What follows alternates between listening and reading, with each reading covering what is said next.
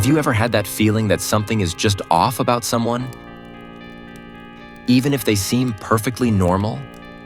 The colleague who's a little too charming? The new friend who compliments you incessantly? Or that partner who subtly isolates you from your family? For a long time, we thought psychopaths were just the serial killers from horror movies. But the truth is far more unsettling. They aren't monsters lurking in the shadows. They are your neighbors, your co-workers, your partners.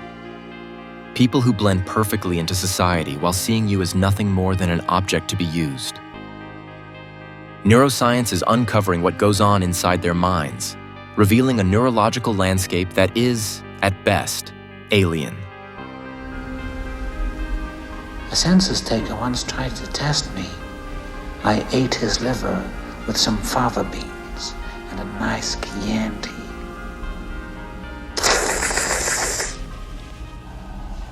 In this video, we're going to dive into the mind of a psychopath.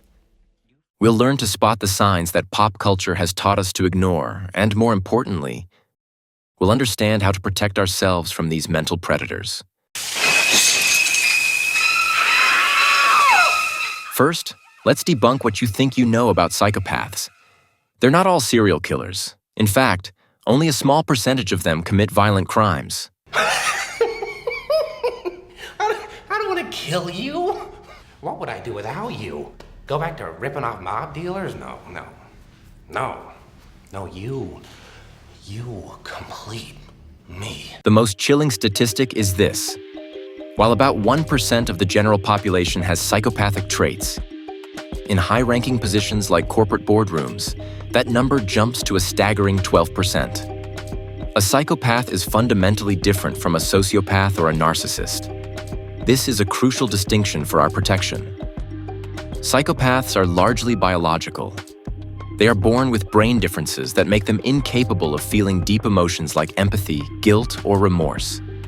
They are calculating and cold. Sociopaths are typically made. Their traits are a result of environmental trauma. They tend to be more impulsive and disorganized, but may retain some capacity for emotional attachment. Everybody just yells and screams at each other. Nobody's civil anymore. Narcissists are driven by a desperate need for validation and admiration, while the psychopath needs no approval. They manipulate purely for personal gain, or, more disturbingly, for the sheer thrill of control. Name of the game? Move the money from your client's pocket into your pocket. The most common question is, can a psychopath feel emotions? The answer is nuanced. Groundbreaking research by Dr. Arielle Baskin-Summers shows that they can experience shallow emotions like anger or excitement. But deep feelings like guilt, remorse, or genuine fear simply don't exist. Their brains are a neurological wasteland. The part of the brain responsible for emotional processing and moral reasoning simply doesn't function like ours. And the most frightening part? They have a hyper-reactive dopamine reward system. This means they relentlessly pursue their goals, no matter the consequences. They see the world as a game and people as pawns. Empathy for them isn't a feeling, it's a tool. They understand it intellectually, as if reading a manual, and mimic it perfectly to manipulate others. Detective! You're looking for me. Modern technology has given psychopaths a new arena for their games. We introduce you to the cyber psychopath. The story of Sarah, a woman in her late 30s, is a perfect example. She met David on a dating app. He was a charming, successful, and attentive entrepreneur. Within weeks, he had moved into her apartment, claiming a lease issue. The small red flags started to appear. He criticized her friends, isolated her from her family, and subtly began to control her finances, saying he was just helping her. David wasn't a movie monster. He was a corporate psychopath. He used Sarah's trust to embezzle millions from his company. The investigation revealed a 5-year pattern of behavior. And in every case, his victims were women he had met on dating platforms. He studied their online profiles, crafting a perfect persona to exploit their vulnerabilities. The digital age has become a playground for these predators, Born and raised Nantucket Island. A brother Clyde and sister Anya. Your parents really were assholes about the names. So, how can we protect ourselves? The answer is to focus on patterns of behavior, not isolated incidents. Here is your warning signs checklist. Supernatural charm. They are incredibly charming, but the charm feels scripted, not genuine.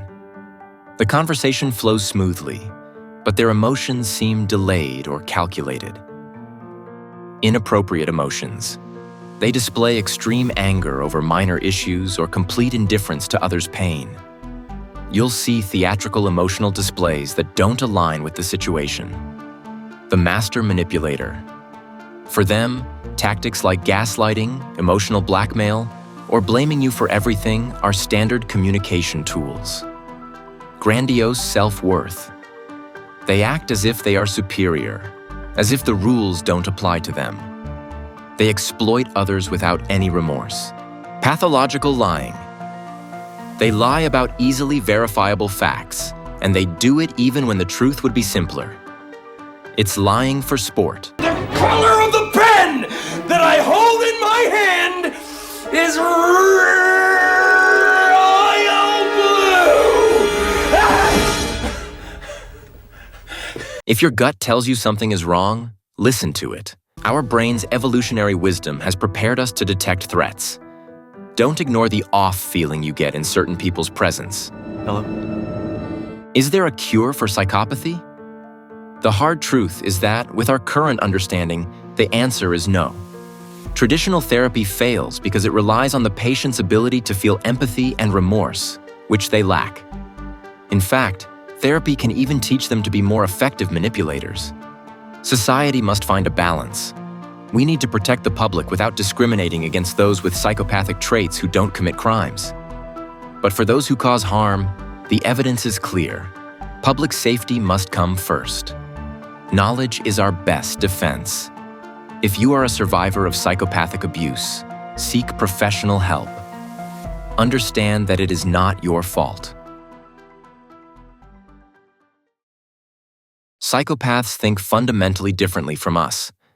Where we see fellow human beings deserving of respect, they see opportunities for exploitation. Where we feel connected through shared emotions, they experience the cold calculation of self-interest. Remember, trust your instincts. Look for patterns of behavior, not isolated incidents.